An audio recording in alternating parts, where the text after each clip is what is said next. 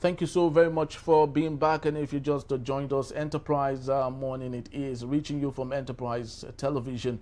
Let's get talking on our main conversation for today, where we have it that Nigerians in Diaspora Commission confirmed it has not received any distress calls from Nigerians living in Iran, despite escalating hostilities involving Iran, the United States of America, and Israel. According to NiDCOM's Director of Media and Public Relations, Abdur-Rahman Balogun, while Nigerians may reside in Iran, none has formally contacted the Commission for help.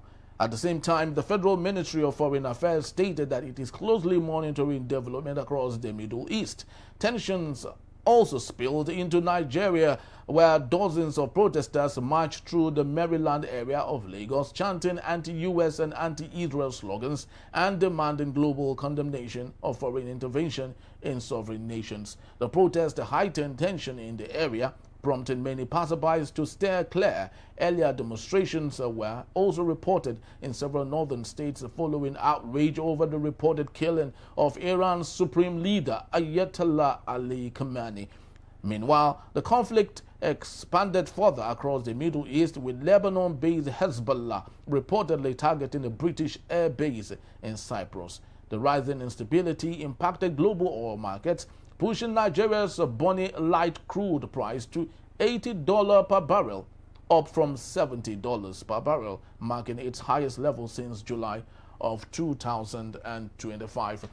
I love to believe the federal government has no reason to say they can't meet the budget, knowing that the cost of barrels of our light oil is becoming very, very interesting.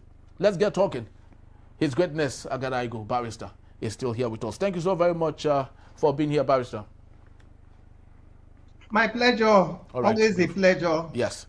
All right, so Barrister, let's get talking. Bike Dabire Arewa, who is the chair in charge of NiDCOM, has stated that Nigerians in Iran have not called her yet to tell her that they are in need, and therefore the federal government cannot find a way of getting Nigerians out of that country. Do you think this is enough explanation from an agency whose responsibility is to take care of Nigerians in the diaspora?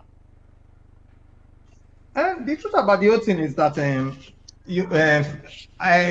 for now, even though it is a war, because of the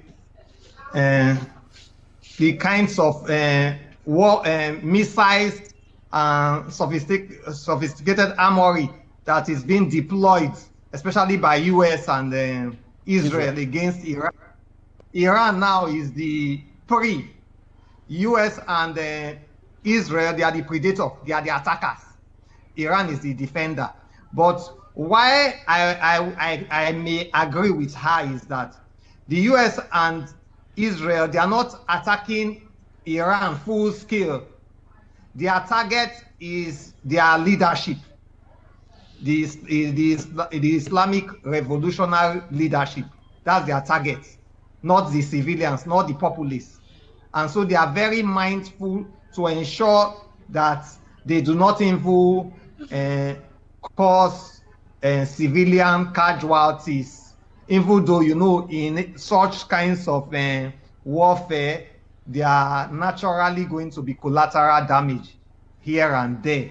But I'm sure with the kind of pinpoint attacks that they have been deploying, they have minimized the collateral damage to the greatest minimum so far.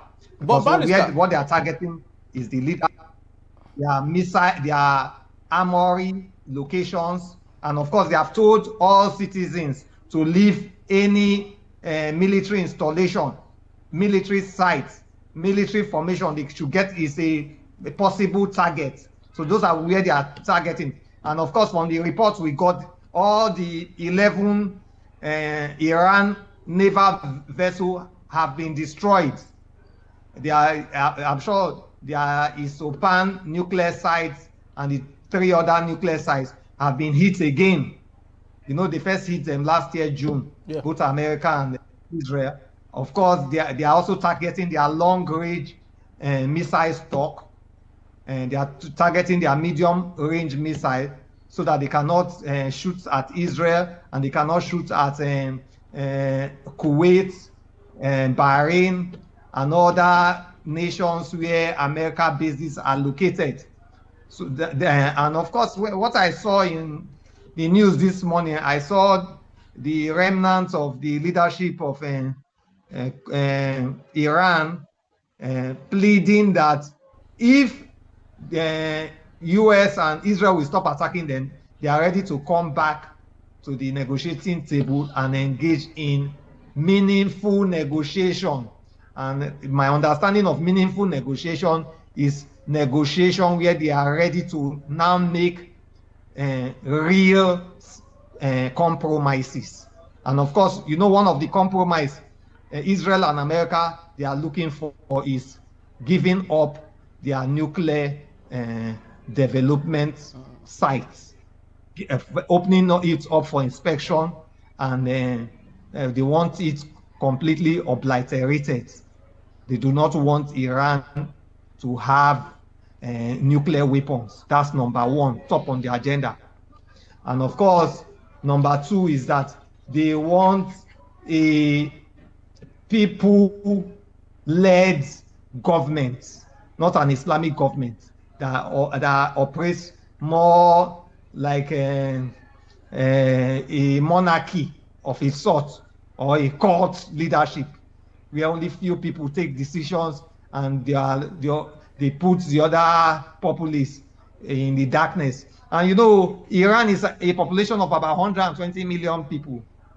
They are 10 times in population the size of 10 times the size of in population the size of Israel, and in land mass they are even 4 times the size of Germany in land mass. So these people, majority of the citizenry, this 120 million people, majority 99.99999% have been held in bondage for over 40 years by this Islamic revolutionary court leadership. And so Americans are actually pushing for regime change. I'm sure they want it to now move into a democratic form of government where the citizens have a say. And of course, you know, this Islamic leadership, they even created the loopholes for America to now more or less invade them, because it's like an invasion, in a sort. This invasion where somebody breaches your sovereignty, enters your territory, is destroying your assets and your arsenals of war. Because when they started molesting, harassing, and killing thousands of their citizens who were demonstrating against the form of leadership, they were killing their own citizens. And when you start killing your citizens in thousands, you will now give the international community, especially America, an excuse to come in and hold you to account. And of course, during the initial negotiation, you know, this negotiation was even going up last week. They were negotiating through third parties because they refused to negotiate directly with the Americans. So they had a third party in between to negotiate. The concessions Americans were asking for, they were proving stubborn, proving heroic, proving and stuff. And you know, Trump, even though we can say a lot about Trump, including me, you know, I'm not a fan of Trump, but he could be very. He told them that if you don't take this, if you don't take our negotiations seriously, let's strike a deal. What will before you, what is coming will consume you. And that's exactly what happened. Over 40 leaders died in 1 minute. Died in one missile that was fired in few minutes got to them. 40 of their leaders died. And even the new Islamic supreme leader who replaced Ali Khamenei died 1 hour after he was named. He died 1 hour. They shot him, a missile to him. and he died. So I think that, I think that a new dawn is coming on Iran, a new dawn a new generation of leadership, and they should take advantage of it to engage in leadership that is actually a true reflection of the wills and aspiration of their population of about 120 million Iranians. But so if we might, Barrister, for a bit here, if we might do some comparisons here and juxtapose leadership in Iran. I know we do not practice a monarchy system of government, but with the kind of politics we play now in Nigeria, it is beginning to look like a monarchy system. Because where you have somebody who wants everything to be centered around him, who decides what happens, who wants people to do whatever he wants, it's looking democratic, but innately is looking more monarchy-like. So what lessons do you think Nigeria can learn? You talked about invasion. America had already invaded Nigeria. They have 200 U.S. personnel in Nigeria. They are coming to train us, but we all know what the United States is up to. They are here to monitor what is going on and gain intelligence.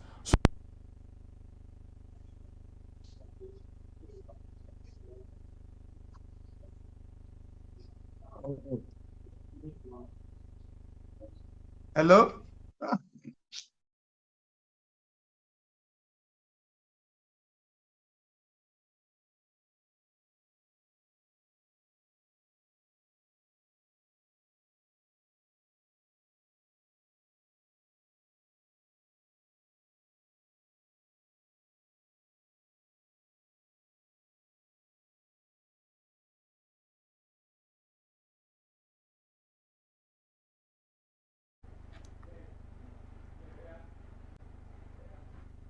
Hello, Barrister, can you hear me? I hear you now. And the lessons for Nigeria is that, especially for the leadership, when I mean leadership, I'm talking of President Bola Ahmed Tinubu, the governors, and most especially the INEC chairman, Joash Mopiton, is allow our electoral system to work. Our electoral system for now is in shambles. It's nothing to write home about. And funny enough, you know, last week they held a town hall meeting on Sunday,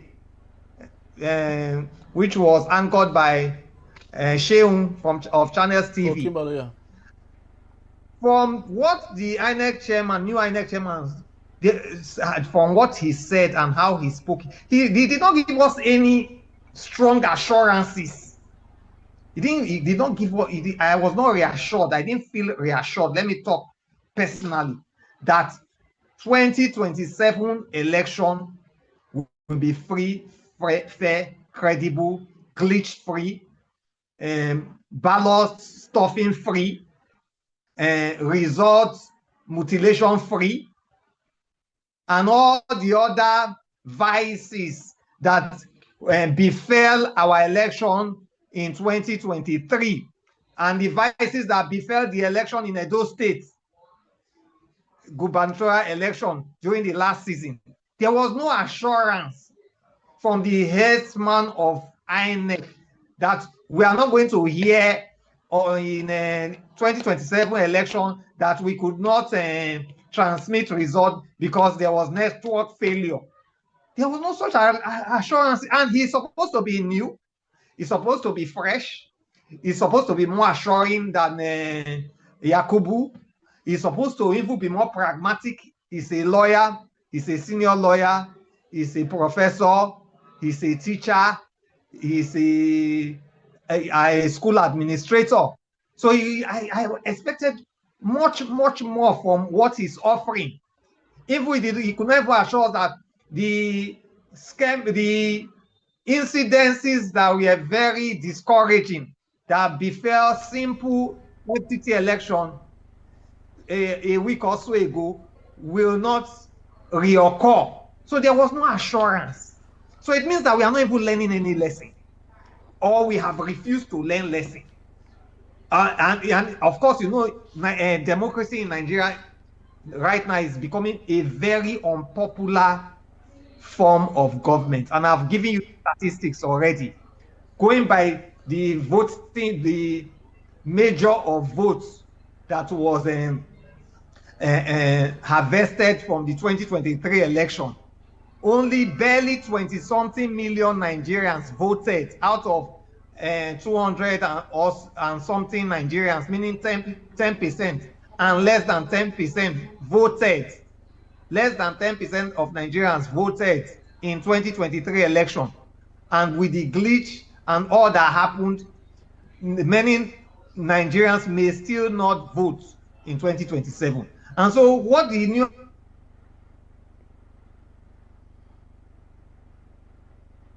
Are you still there, Barrister?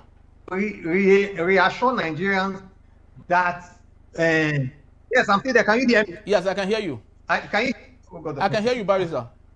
So one of the an INEC chairman must have effective and efficient communicating skills, because election management, just like economy management, dwells largely on confidence of the citizens, confidence of the international community, who will support you, who will promote you, who may even sponsor you. So he must be a good communicator, to the extent that he should be able to assure participants, non-participants alike, on the credibility and fidelity of each and every aspect of the processes and procedures that will be engaged in. And that town hall meeting that was anchored by Shehu on Sunday was a wonderful platform for him to have sold his program, his manifesto, and his agenda to achieve free, fair, credible elections to the vast majority of Nigerians. But unfortunately, he did not effectively utilize it. So I'm hoping, you know, this invasion of Iran actually started that on Sunday. So I'm hoping that what election, a lack of election credibility, seeing what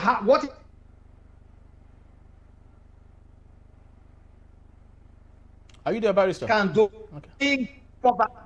It can bring election catastrophe, can bring division. You know, they have been saying Nigeria will be a failed state. They have been saying, I'm sure you have heard that prophecy. Yeah. The prophecy of Nigeria being a failed state, it can actually bring it to pass. It can bring it to pass quicker than we all expect. So seeing it, I hope that it will make our President Bola Ahmed Tinubu and his cabinet members and advisors and the governors, and most especially Joash Amopiton to recommit themselves, to doubly recommit themselves, to ensure that going forward, the processes, procedures, phases, and every aspect of engagement now leading to the 2027 election will be done in such a way that will engender the democratic culture, that we endure democratic legacies in every aspect, in every segment, in every region of the Federal Republic of Nigeria. And Thank you. Hope so. Yeah. I hopefully hope. All right. Thank you so very much, Barrister. The truth remains that no country is an island. in 2026. We are more closer to each other than we were separated many centuries or decades ago. What happens in one nation has a way of affecting another nation. Because of the crisis happening in West Asia, the pump price of fuel in Nigeria today that we used to enjoy for 720 to 820 is now 950 naira, which means that we are more connected to each other as global citizens that we were separated. And also for leadership, what happens in another nation and the ousting of a government in another nation as a result of leadership deficit has a boomeranging effect in another nation, which is why with what the barrister did say, it's very important that we hold on to our democratic process, ensure that electioneering is what it should be at all points. A situation where everyone is plugged into the center, devaluing the importance of opposition. That is not democracy, and that might lead to anarchy, which Nigeria is not prepared for as we speak today. This is my take, and I would love to believe that it works with what you believe in. Thank you so very much, Barrister, for your time. We truly do appreciate you. Thank you very much, Henry. Thank you for your help in my pet project. Yes, it's fine. Thank you. Thank you so very much, Barrister. All right, that's just about... Yes, thank you so very much once more. That's about time. We have to leave it at this point, and we would love you to visit our website at www.enterprisetvnews.com to read more on everything we've talked about, and equally visit us on our social media platforms at Enterprise TV7 to download and rewatch and make sense of it, and drop your comments, and we'll be right here to read them and reply to them if necessary. Have yourself a wonderful weekday. God bless you. God bless the Federal Republic of Nigeria. And I will see you on another episode. Bye-bye for me.